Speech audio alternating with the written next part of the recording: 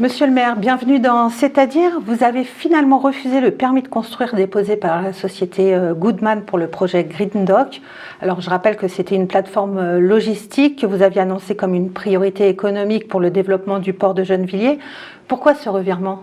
Bon, je ne suis pas sûr d'avoir utilisé le mot priorité économique, mais pour nous, on était intéressés sur ce projet d'entrepôt à étage parce qu'il nous semble important que dans les zones d'activité économique, on monte en densité pour être plus économe en terre, et notamment en entrepôt. Des entrepôts à étage me semblent plus intelligents que des entrepôts sur 1000 m² et de les avoir plutôt sur peu de mètres carrés, mais plutôt en étage, c'est plus économe en terre, et c'est mieux dans le port que dans des terres agricoles.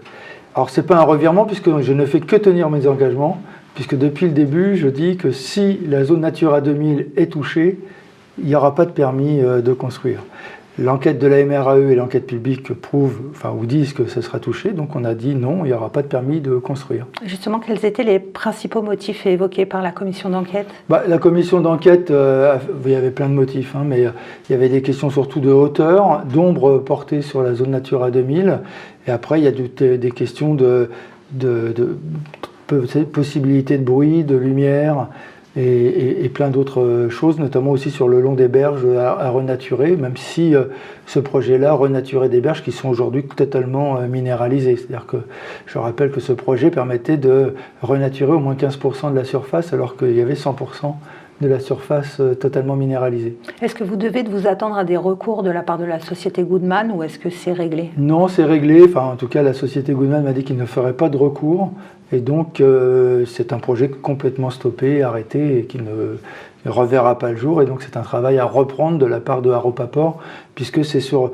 La société Goodman n'a fait que répondre à un cahier des charges de Haropaport qui demandait cette densité aussi. Je rappelle que le département et la ville se battaient pour que le port densifie ces espaces, parce que sur 400 hectares, nous avons 8000 emplois. Sur 400 hectares dans la ville, nous avons 31 000 emplois. Les associations ont pourtant alerté depuis longtemps sur les impacts de Green Dock. Pourquoi avoir attendu l'avis officiel d'une commission pour prendre la décision? Parce qu'on ne peut pas prendre l'avis sur des bases qui ne sont pas prouvées.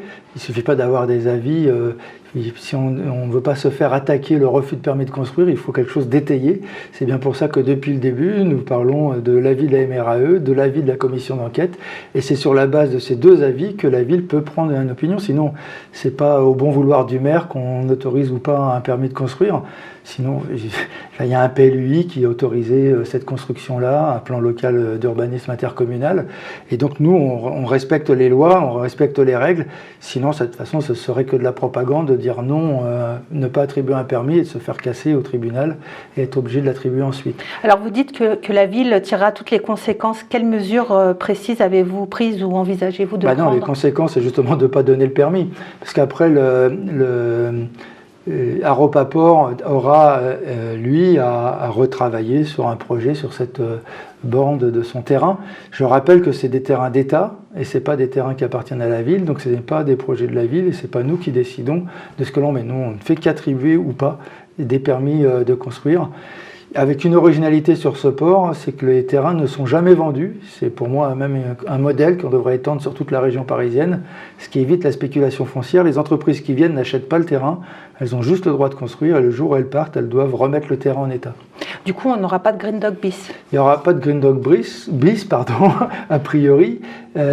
Donc Haropa recommence à retravailler sur un projet, certainement prenant en compte les combats des associations, des riverains, l'avis de la MRAE, l'avis de la commission d'enquête, pour essayer de travailler à un projet certainement moins dense. Et comment la ville, du coup, elle va s'y impliquer pour ce développement économique? La ville s'y implique en aidant le port à mener ses activités, mais ça ne dépend que du port. C'est-à-dire que ce n'est pas nous qui décidons. Là où on aide le port, c'est quand on défend le port dans l'interdiction de construire du logement dans le port pour être bien une zone d'activité économique. Ça, c'est ce que nous faisons.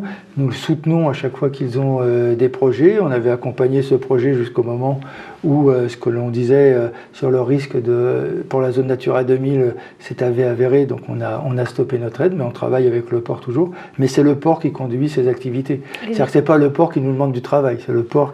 Le port travaille et nous, on soutient ou pas les projets qui sont mis en œuvre. Surtout au niveau de l'emploi, finalement. Le port n'est pas une zone, c'est une zone logistique, et la logistique, c'est pas beaucoup d'emplois.